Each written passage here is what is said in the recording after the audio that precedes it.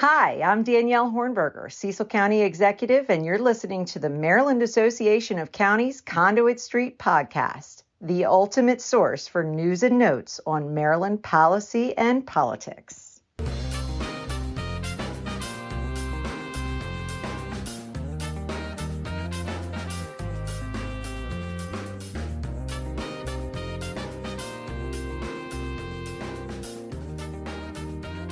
Hello and welcome to the Conduit Street Podcast.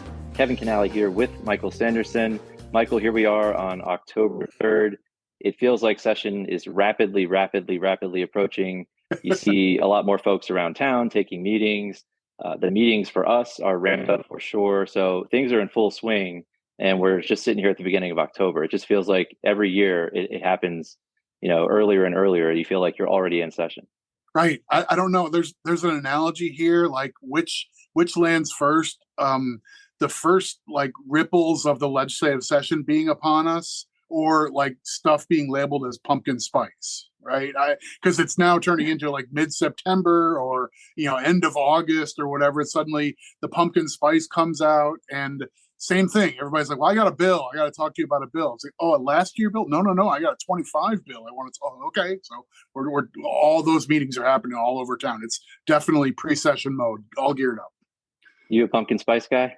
I mean, I kind of like it, but I don't like sort of what it represents. You know what I mean?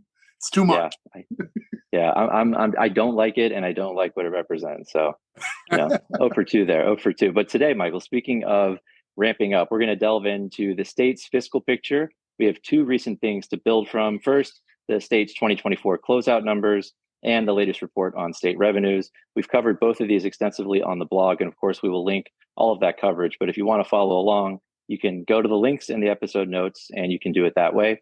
So at first glance, Michael, the numbers look pretty strong, but there's more beneath the surface, especially when we consider how all this affects Maryland's counties. Yeah. So I think this is one of these areas where there's a technical report that gets released that the state closes the books on a fiscal year. So we, for non-fiscal people, this is always kind of a weird thing, but governments tend to run on a year that's not necessarily January 1 through December 31 like everybody else. All the green eye shade people, they're actually waiting for the ball to drop on June 30th because we close out our fiscal year at the end of June and start the new year on July 1. And I'm not sure why that's the case, but that's really universally the case. All local governments in Maryland are on the same fiscal year. The federal government does theirs from October until the end of September. So we've just, rang the bells for a new federal fiscal year. And they finally got their situation tidied up. So that didn't come with a shutdown of the federal government. But it's one of these areas where you release the report and it has a bunch of numbers. And I think it's difficult for people to get beyond the headline. So, we had some money in the bank at the end of the year, and that's kind of the headline, and it sounds like a big number, but like we're gonna sort of pick that apart a little bit today, and there's maybe less than meets the eye. Does that sound fair?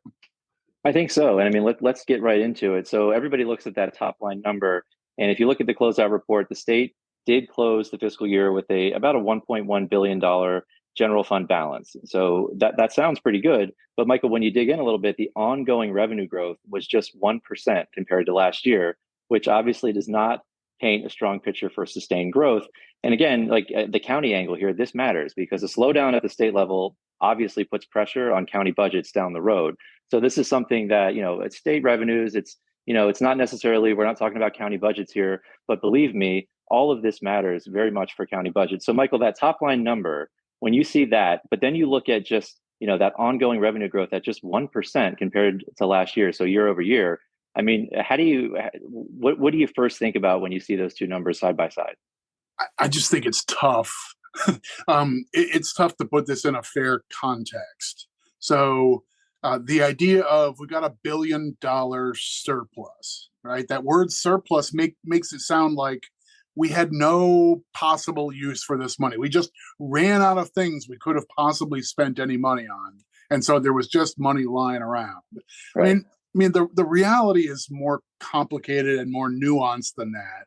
But I think, one way to put it in some context is What we know is the state government has a formal process to predict its own revenues, and then builds a budget that is balanced for each fiscal year, that there's going to be money in the till at the end of the year.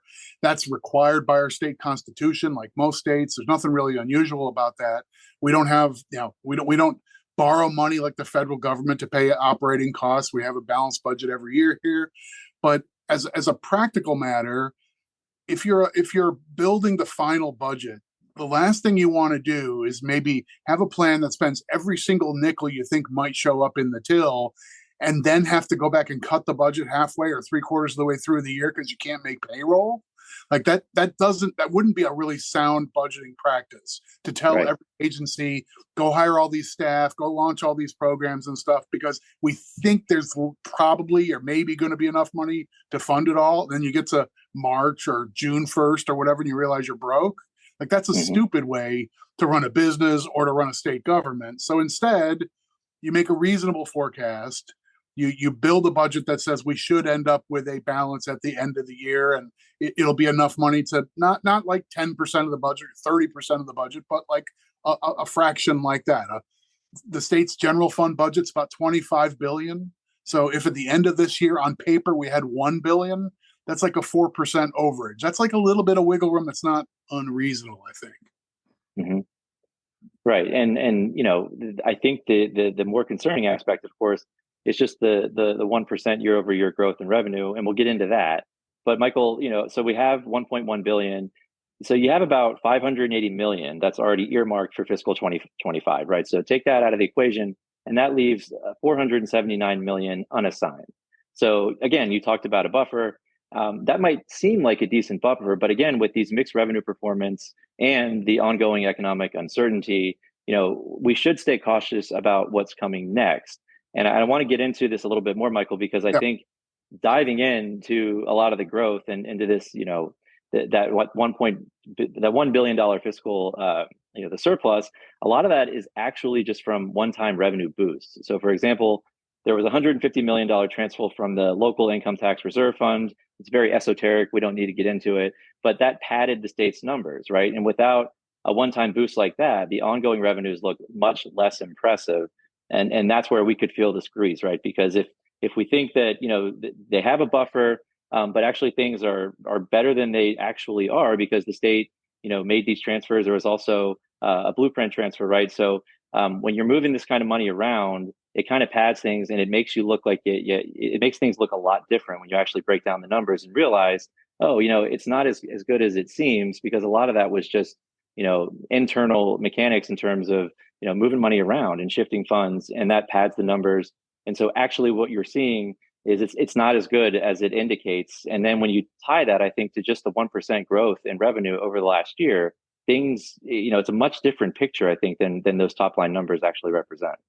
Right. I mean, I think most people who are not government policy budget nerds tend to think of budgets like the families sitting around the kitchen table trying to figure out, here's our list of monthly expenses, and we have to pay the utilities, we have to pay the rent, and so forth. And then here's where the money's coming in from the people who have jobs. And you kind of do the arithmetic on what we can afford. And, can we afford to buy Susie the new bike, right? And like, we think in those terms as a budget. Like, okay, so with the state government, you have some weird things. So you have something like, well, we had the garage sale last summer, and that brought in a little extra money, right? We made $400 selling stuff at the garage sale. Well, what do you do with a garage sale in the family budget? It's real money. Like if you got $400 by selling the old wedding dress and the old Scrabble game and the old Magic the Gathering cards or whatever, you sell all this stuff, you got $400, but it's not like that's coming next month and the next month, or it's not in next year's plan. It's just sort of, it happened. We have some money. We were able to do some things with it, but you don't build it in. So right. You might say that month was a really good month for the family because you had an extra $400, but that's not exactly telling the full story. If you have one-time things like the state takes money out of one fund and brings it into the general fund to give them a little more breathing room, okay, well, that's nominally money that showed up in the general fund and is sitting there at the end of the year, but it just kind of came from one pocket to another. That's not in any ordinary way real money. You know what I'm saying? Right. No, that totally makes sense. So again, when you look at the $150 million transfer, and then I mentioned earlier there's a Blueprint transfer, they transferred $800 million to the Blueprint for Maryland's Future Fund in fiscal 2023. So what that did, Michael, is it artificially lowered last year's totals. So it makes this year's revenue look stronger. And so Yeah. these are temporary lifts, and I think it's really important for counties in the greater universe to understand these are only temporary lifts, and it's not a sign of ongoing growth. And when you really dig in to the numbers, you see that. Right. So I mean, that last maneuver is a little bit complicated, but I think maybe credit goes where it's due. I think Maryland's fiscal leaders more or less realized that there was some extra largesse because of the pandemic and the federal responses from the pandemic. And there were a lot of sort of businesses being buoyed by federal funds, and there were a number of programs that got direct federal funding and so forth. And we were kind of in a weird revenue bubble that lasted into like fiscal 2003 started in the summer of 2002. So that's when we were just starting to limp our way out of the COVID pandemic. So the idea of saying, hey, we've got some extra revenue right now. We know we've got obligations to fund education, and the Blueprint is going to be costly. So we're doing that through a trust fund. Why don't we pre-fund some of our education obligations now while we've got one-time money? And because we know we're going to need that down the road. That's actually, I think you could argue that's a really smart thing to do with some temporary funds, is put them into a fund that you're using for long-term effects rather than go out and splurge and hire new people right away. And then suddenly you don't have any money to have them for year two, right? Absolutely. No, I think it's good policy to put money in the sock, especially, they were looking at things, they knew they were going to need cash for the Blueprint, right? So when you're sitting around and you have the federal money, I think that was really prudent. But I mean, I guess my argument is, but that skews the numbers. And so I think, right. People may think that we're doing better than we actually are in terms of, revenue growth. But, I think it was great policy to do that. But you kind of have to account for that when you're looking at growth and, projecting ongoing growth, in my opinion. Yeah. And like budget people tend to fall for easy to look at numbers. And this year compared to last year is always one of the easiest, right? This number went up 4% from last year, or it's down 10% from last year. Oh, down 10%. Tell me that story. Like up 4%, that's really normal. Up 30%, I want to know more about that. Down 20%, I want to know more about that. That's right. That's sort of like public budgeting 101, is that look for the weird increments, especially this year versus last year. And what we're saying is the real story in the state's big picture, whether it's the annual closeout like we're talking about, or any snapshot, when you look at this year versus last year, you almost need to read the footnotes, because there's going to be notes saying, well, last year was weird because of this one thing, and this year is unusual because of these three things. So these aren't exactly apples to apples. And that's, your best comparisons are when you're on the same term. So there's asterisks and riders on almost all these numbers. So yeah, there was $1 billion left over, and it was a lot more than last year. Well, there's sort of read the fine print. Right. So as we dive into it, Michael, I mean, let's get into the state's main revenue sources and how they performed. So if you look at core revenue sources like the personal income tax, it only grew by 1.1%. And even then, it missed projections by nearly $80 million. And I think, Michael, a lot of that is due to higher than expected refunds and, dips in capital gains, which we know are notorious to be unpredictable, right? So they missed the mark on personal income tax, but that does matter because it's an indication of wages to a large extent. And I think when you think about income taxes for county governments, we really need to pay attention to the state's income tax revenue, because certainly that affects local income tax revenue as well. So very, very small gain there, Michael, 1.1%. What does that tell you in terms of, the income tax and Maryland's broader economy, a 1.1% increase year over year? Right. So, I mean, the way I like to describe this is income tax and also sales tax, which is number two. on the list of the components in what drives the state budget. They're both like measures of what's happening right now, right? I mean, so like the income tax is mostly driven by people who have a job, get a paycheck every week or two, and have money taken out of the paycheck in advance as an estimate for what they're going to owe in taxes. Right. And all year long, people are contributing income taxes. Employers are sending those contributions into the state, and the state is sort of keeping an eye on who's working, who's earning, who's withholding, how those trends are up and down and that sort of thing. But it's all like right now. It's who's got a job. And Michael, and right, and the state, and we see that throughout the year, right? The state periodically will say, all right, here's what we're withholding is right now, and it's stronger or it's weaker than expected. So they are monitoring that throughout the year. And our, county budget professionals are doing the same thing. Right. Except the state revenues tend to be focused on the right this moment. So income tax is about who has a job today. And sales tax is basically like who went to Subway and bought lunch today, or who bought a pair of shoes today. And the company collects the sales tax at that point of sale and sends it into the state once a month and so forth. So that's sort of like what economic activity is happening right now. What's different for counties is we tend to be slower. When the economy revs up or when it slows down, we feel it more slowly because property tax doesn't work day by day. You generally pay your property taxes once a year, or you might pay in 2 installments, but you're essentially paying one annual payment. And it's based on an assessment that's only updated every 3 years. Like most Maryland homeowners are used to getting a new assessment every 3 years that says, here's what we newly evaluate your house to be worth. So like that's clearly, we're living on the economics of a year or 2 or 3 ago with the property tax at any time. So it tends to move more slowly. The state is more likely to get a little whiplash, either to the good or to the bad when the economy changes. And that notion that income tax was only up 1.1%, that's pretty stagnant. That's really weak. And I think sales tax was actually down year over year. Am I remembering that right? Yeah, nearly 2%, right? And I think a lot of that is we're seeing Marylanders spend more money on services instead of goods. And of course, services are not subject to the sales and use tax, right? So sales tax is down too. And what does that tell you, Michael, when you look at that and the income tax number? Right. I mean, I think it's a combination of things. And I suspect there are people who have their hand on the deep details better than you and I. But I think you're right in part.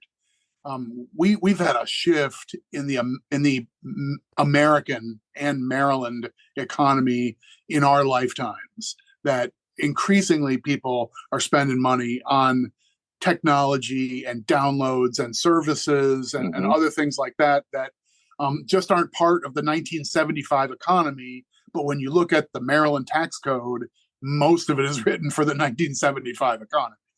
Right. So we did get, some movement there with some digital goods and being able to tax digital goods, but there's still a lot out there that I feel like we haven't gotten to yet. And at the local level, certainly, I mean, the state, they have their sales tax on digital goods now, but at the local level, we don't have anything like that. And Michael, you're right. Like, I agree with you that property tax, sure, we feel that a lot slower, but, one of our other major income sources at the county level is income tax. So certainly, some stagnant growth and looking at the outlook, that certainly matters to counties, right? Just like it does the state, because we feel the income tax revenue and that takes a big hit as well. Right. So I mean, I think that's exactly spot on. So if you're trying to build on a foundation here, you're not finding really firm footing, right? Right. And so there was a bright spot. Corporate income tax revenues, 7.4% increase. It's $130 million above expectations. But Michael, corporate profits are volatile. So, the state should not expect this kind of growth to continue year over year. And I don't think you can bake that into the forecast moving forward. Yeah, you really can't. Corporate income tax moves so much. And I mean, the concepts of when a corporation, most of whom I mean, there are corporations that are exclusively here in Maryland, but lots of them are multi-state entities and so forth. You and I have both been in the room for public hearings on state legislation to try and say we want these international or interstate corporations to properly allocate their share to Maryland. We want them to quit playing games with, hey, they took a loss in 2025 and they're going to carry it backwards and right. for a refund of taxes they paid in 2021. I mean, there's all sorts of stuff that, back to the family analogy, there's no family who gets the kind of treatment that corporations do with their ability to carry forward, carry backward, write this off against that, reallocate this to another location and stuff. It's complicated, it's confusing, but it's among the things that make it really unreliable. We will have years that look strong, and when corporate profits are good, generally speaking, those companies are doing great and they don't mind paying taxes. But there always tends to be weirdness in those numbers. Another thing that's quirky on this front though is we're used to seeing interest income. The state is sitting on dollars that are in various funds, and to the extent that they can invest them, they do.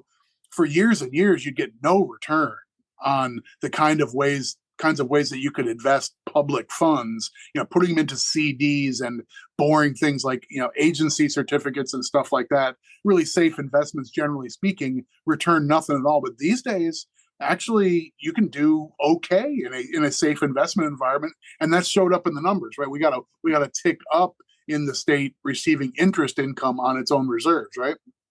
Absolutely. So you definitely, that was a surprise, thanks to higher rates and cash balances. But as the federal interest rates shift, and we know the Fed just dropped rates, and we could see another rate cut, that could change quickly, right? So the state and counties benefiting from those higher rates could see a drop in future returns. So again, that's not something you can bake into future forecasts. You can't rely on that moving forward. It's not a ton of money here, but it certainly contributed. It's real money, and it did see a higher than expected return. But again, I think that's something that it's going to go away as the Fed continues to cut rates.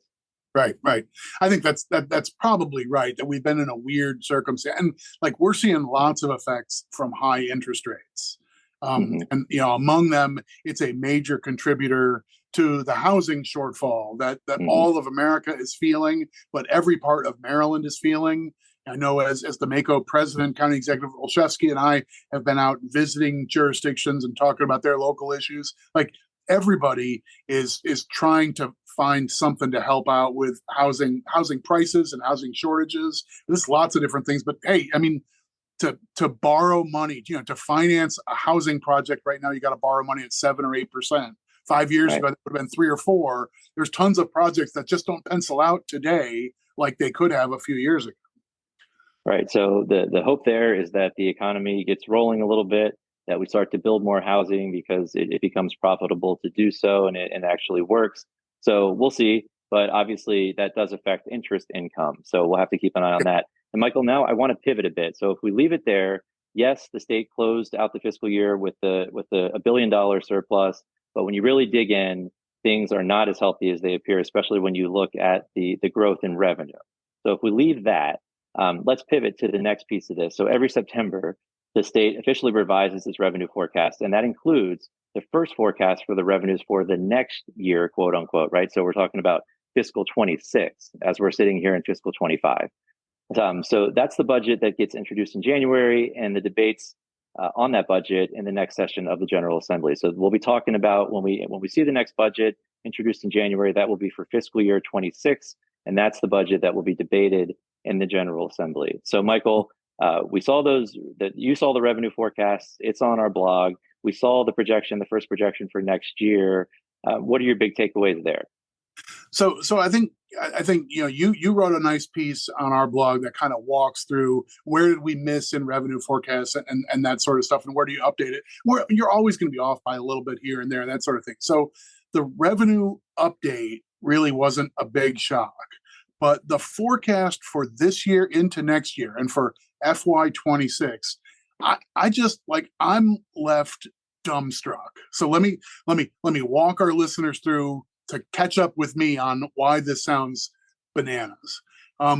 So first of all, like the state's general fund budget, there's lots of moving parts in the state budget. They've got they've got federal funds that come in and go out. They've got a variety of things that are kind of in their own island on what we call special funds, so forth.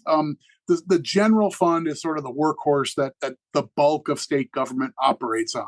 The general fund budget is what has to balance each year, and that's about $25 billion.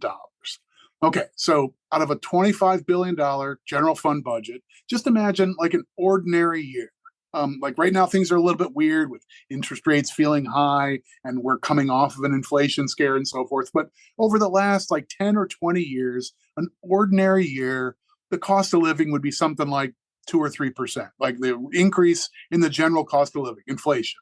CPI is going up by 2 or 3%.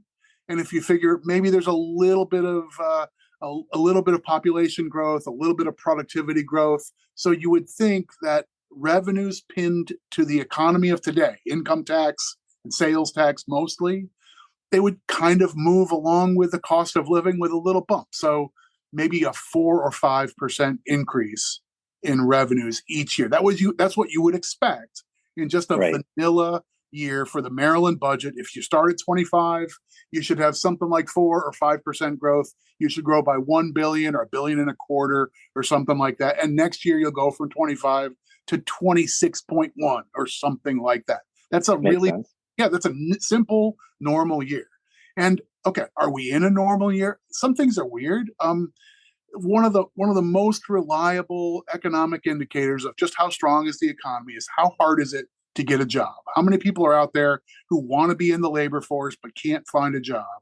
There's always a little bit of stickiness in that, but if unemployment gets high to 6, 7, 8, 9%, that's usually an indicator of a slow economy. It's hard to find a job.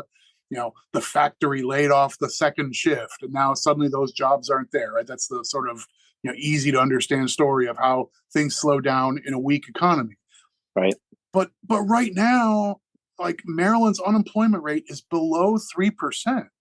And if you read an economic textbook about this sort of thing, they'll say, unemployment should never get below about 4%. There's always some people who are just sort of, in between positions, waiting for the right job, that sort of thing. So 3% suggests the opposite. It suggests we should have like a gangbusters economy. Everybody should be out having restaurant meals and buying new shoes and refrigerators and stuff like that. So like you would think we're not doing 4 or 5% growth. We must be at like 6, 7, 8. We must be doing great. And instead, this forecast is for another year of super sluggish growth, like less than 1%. I think they're pegging it at 0.9% from FY25 that we're in to next year FY26. The state's official forecast is for less than 1% growth. That's bananas. That is, that's an eye-popping number. That number is so low. And this isn't political people that are trying to do this because they have a motive or anything like that. This is the state of Maryland. We hire experts to give us their own forecasts and so forth. And there's a whole committee of people who are all smart and looking at the best data and making their best guesses. And they generally do a good job with this. The consensus is the economy of right now just isn't moving rapidly, even though the labor market is heavy and you can find a job and so forth. It's really weird. That's really weird. Absolutely. And look, I mean, things have been weird since the pandemic, right? And we have talked a lot on this podcast about like, what is this economy? Where are we? Do these numbers make sense? Can we look at these numbers like we used to look at them and predict things? I don't know. But you're right. I mean, you would think that things are booming. And, to project only that level of growth is concerning and in many ways. But again, since COVID, I feel like we haven't really understood the economy and it hasn't made a ton of sense, right? So, I mean, looking ahead, Michael, there are some other issues that you need to factor in as well. Federal policy being probably one of the biggest ones that could, put a damper on this forecast in many ways. And you look at the Tax Cuts and Jobs Act and some of the income tax provisions there, whether or not they are allowed to sunset or not can have a huge factor on our revenues in Maryland, right? So, and of course the debt ceiling, Congress is a mess always. So you said earlier, we avoided a government shutdown temporarily, another continuing resolution, just a sign that things Right. just are continue to just be a mess. In Congress, they can't pass legislation, they can't pass a budget. So there are, of course, some concerns moving forward. But I think just that number, when you look at all the other economic indicators, to only have that level of growth is extremely concerning. And then when you factor in all the other potential downsides, I mean, things, it's just a weird, I don't know what to say. I don't know what to think because it doesn't make sense. Right. And like the fiscal staff, to the governor and to the legislature, I mean, one of the things you're always charged with is you create like this idea of a baseline budget. And for the most part, what they mean by that is if we just continued to serve the same categories of people we serve at effectively the same level as last year, and we had basically the same employees in the same agencies doing more or less the same job, how much would that cost next year? Well, like in this environment with the weird labor market we have right now, I mean, you've got to give cost of living adjustments to employees or you'll just be shedding staff. So like that's definitely where we are in the workplace. A lot of government is employees. And whether you're building a building or whether you're whatever, fixing roads or all the different things that we do in the public sector, like everything is costing a little bit more. If revenues are growing 1% and the cost of doing all the things you've been doing is growing 3, 4, 5, 6, like you're out of whack. You're meaningfully out of whack already, and that's what's sitting out there for everybody who does fiscal forecasts, is that like those numbers don't add up. And Michael, of course, also sitting out there when you look at the state's fiscal situation, the Department of Legislative Services, the professionals there, they anticipate that the structural deficit balloons to $3.7 billion by fiscal 2029. So that means ongoing spending will far exceed projected revenues. A lot of that, Michael, is because the blueprint fund that we talked about earlier is exhausted and the state has to start paying for the blueprint out of the general fund. And of course, that makes a huge difference. So that's also sitting out there, Michael. So when you look at those projections and what that means, and here we are with a very, very small projection for growth and for budget growth and revenue growth. I mean, that doesn't necessarily paint the brightest picture moving ahead. And I know there are some in Annapolis who feel like, yeah, we're okay. And I think the state is okay currently, right? They run into some problems, as we said, in the out years. But it doesn't paint the best picture moving forward. So if you're looking at this and you're projecting this kind of growth, and then you're also looking at a huge structural deficit in the out years, I mean, what does that signal to policymakers, do you think, for this upcoming session? Right. I just think I'm not sure everybody has basically absorbed all the stuff, even just the kind of this level that we've been talking through. I'm not sure everybody has absorbed that this is really where we stand. You mentioned that number growing to over $3 billion a few years down the road. That is what the legislative staff agency, the Department of Legislative Services, what they call the structural deficit. That's meant to be the apples to apples number, right? That's a number that takes away all these one-time goofy things and says, let's just look at ongoing revenues and ongoing expenses, and we project things out. Are we paying for everything on an ongoing basis, or do we have a shortfall there? And sometimes there's a shortfall, but there are one-time reasons to make things okay. But the idea of a multi-billion-dollar shortfall in ongoing revenues and expenses, like the apples to apples, that's a red alert kind of situation. A few years down the road, but still, that's a red alert situation for sure. Yeah, and of course, Michael, as the state tightens its belt, counties often feel the effects, and that's in funding cuts or slower revenue growth. That's something that counties need to be aware of. And Michael, can you talk a little bit more about why the state runs into the problem with the blueprint in the out years and what's actually happening? I kind of touched on it, but get into that a little bit more and why people are seeing this giant number in terms of a structural deficit in fiscal 29.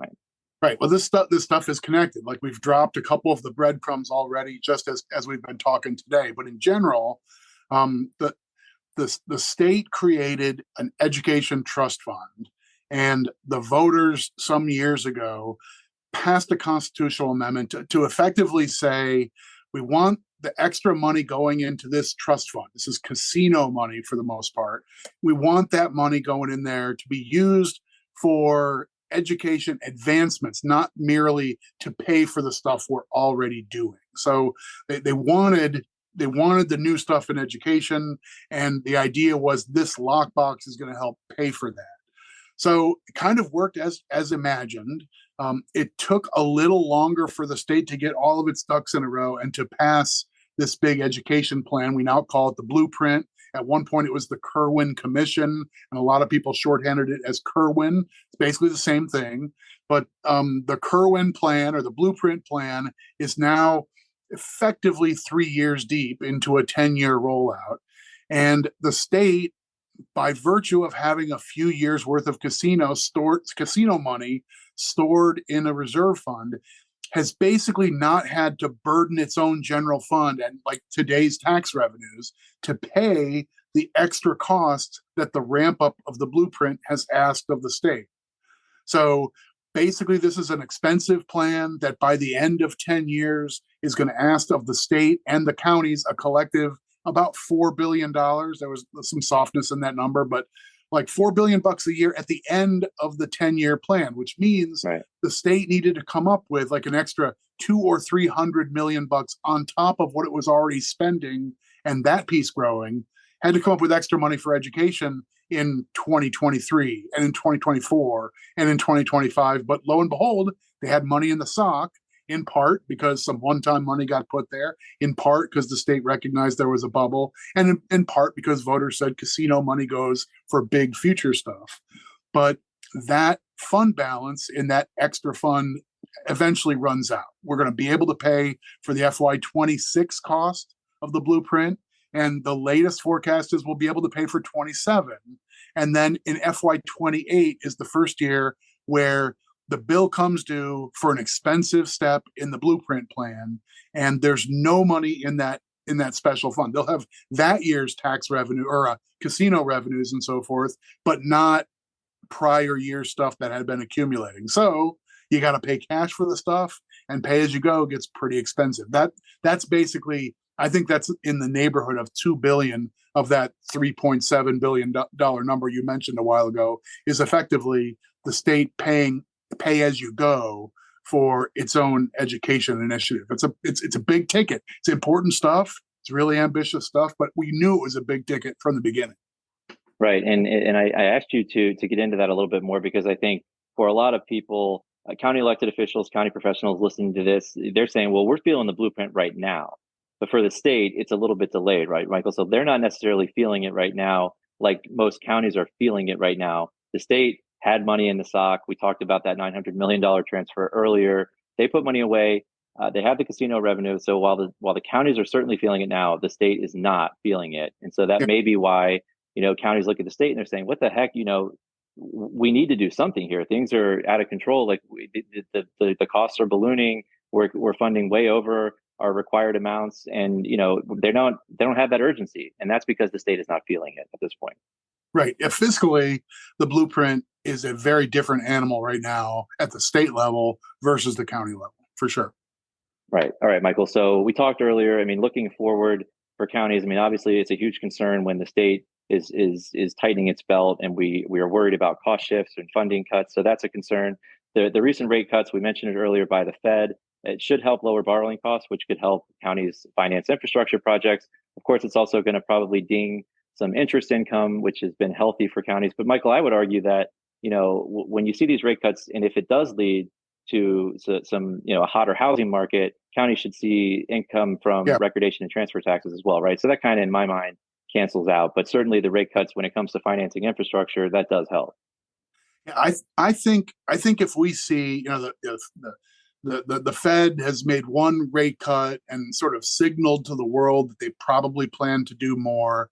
If that calms down the market for mortgage rates, and we end up seeing mortgage rates come down, I don't know what today's mortgage rates are. I'm not in the market for a house, but if you got to pay 7.5% today to get a residential mortgage, if that number comes down to 5 or 4, there's a secondary thing that's happened, I think, in today's real estate market, and that is people are locked into their homes because they have a favorable fixed rate mortgage. I don't know if this is your circumstance, but I bet you it is. That as a relatively recent homeowner, I mean, lots of folks who have bought homes in the last 10 years are sitting with 22 years left to pay on their mortgage at 3% or 3.25%, right? And they're like, well, that's great, but if I wanted to move from this house, my family's expanding or my circumstances have changed, I want to move to a different house or a different town.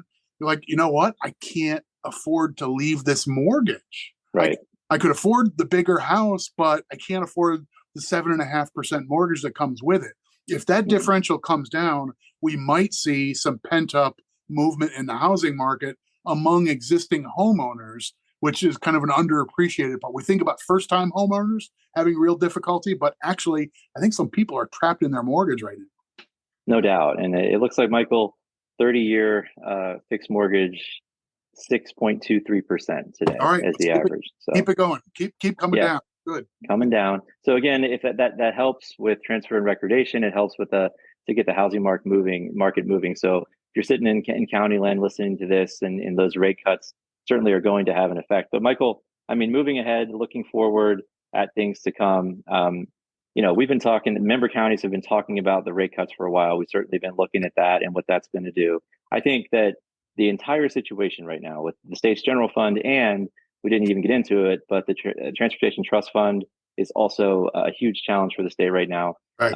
I think MACo's advocacy right now is incredibly important, and making sure that the counties have the tools to navigate this tricky fiscal landscape.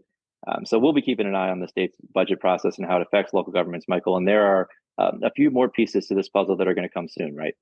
Right. I think on the annual fiscal nerd calendar, the next two things that are really important is the state has a Capital Debt Affordability Committee that looks at the state of the economy and where we are with all these underlying metrics and so forth, because they're trying to make recommendations on what borrowing limits we ought to have. So not so much what's the plan for this year's budget, but sort of like, what are we committing to for the next, in most cases, 15 years and that sort of thing. If we're going to float general obligation bonds, is this the best environment to do it? How, to what limit should we be able to borrow? Generally, we've covered this on this podcast before, the general notion of you borrow for long-lasting infrastructure, you spread the cost of the project sort of closer to the life of the project rather than at the moment you put a shovel in the ground. With the Capital Debt Affordability Committee, CDAC, usually looks into all these specifics, and it's usually instructive for how should we be feeling about the medium and longer term situation. And then on its heels, the state has a Spending Affordability Committee that's really looking at this year's budget. They always make recommendations along the lines of, here's what we ought to do with overall spending growth, or here's what we ought to do with the deficit that sits in our structural deficit, sort of those ongoing revenues and ongoing expenses. So they'll make sort of wise recommendations on spending limits. All that stuff is gauged on where we are right now economically. So if that's your bag, the next 6 weeks or so are pretty big time for those of us who are into this kind of thing. Yes. And so a lot of coverage again on the MACo blog. We will put all of that in the show notes, including recap of the last CDAC meeting, the Capital Debt Affordability Committee. Their final meeting is coming up soon. So we'll have that coverage on the blog as well. And then, of course, spending affordability, like Michael mentioned. Michael, anything you want to close with before we let folks go? Hopefully we were able to kind of walk through the fiscal landscape, looking at the state's closeout, looking at the revenue projections. Again, you can read all about it on the blog and in the show notes if you really want to dig in. But anything you want to close with, Michael, before we get out of here? I think I'm sometimes accused of being all doom and gloom. The MACo visit is on the calendar with our county commissioners in some county. They're having a public meeting, and I try and give them an abbreviated version of this conversation, but I end up giving them 7 minutes on a couple policy issues and where we are fiscally and so forth. And I can see them; they're shaking their head and they're frowning and so forth. And I'm like, please don't shoot the messenger. These are tricky times, and sometimes that creates extra challenges for us in local government. If the state is looking to resolve its problems, sometimes that spills over and affects us. So we'll be busy with the message about the challenges that are already facing counties. We got to live up to our share of this education plan. We got to find revenues to support all the needs for the services that we deliver to every single Marylander across the state. We got our plate full, and these are choppy seas, but we get through them. We always get through them. So this isn't a tale of despair, but these are going to be tough times. Yeah. Yeah, and on a lighter note, Michael, apparently there is an Ask Me Anything floating around for this podcast. Chantel and her team, they've cooked up this idea that people can send any kind of question that they want, and we are supposed to answer those questions on the podcast. Have you seen this? I see it floating around. There's a nice, cool graphic floating around on social media, and apparently you can go on the blog and ask away, and we're going to get those questions and answer them. Apparently that's happening. Yeah, I'm looking forward to it. It should be fun. I've done AMAs on Reddit, that sort of thing, and Mayor Scott did an AMA. Yeah. I actually submitted a question and that sort of stuff. So I'm just a rando on Reddit. That's fine. That's a good place for me. But so anyway, no one thought otherwise. No one thought otherwise. That fits. No surprise there, right? And anyhow, so we'll look forward to hearing what the Vox Populi has for us in mind. So send stuff to Chantel, and she'll spring them on us on the air, and we'll do our best. All right, that sounds fun. That does sound fun. So a lighter note there, but of course, keep close watch on the Conduit Street blog and the podcast for all the latest coverage as we navigate these tricky times, as the state brings its fiscal picture into better focus. Moving forward, we're going to have all that covered for you, but we're going to leave it there for today. If you enjoy the podcast, please go ahead and subscribe. That way, all of these episodes will be sent directly to the device of your choice. You can also follow along on social media, Facebook, Twitter, and then, of course, the Conduit Street blog. Don't forget to send those questions into Chantel. And for Michael Sanderson and Chantel Malcolm Lim, our esteemed producer, this is Kevin Kinnally signing off, and we will talk to you soon.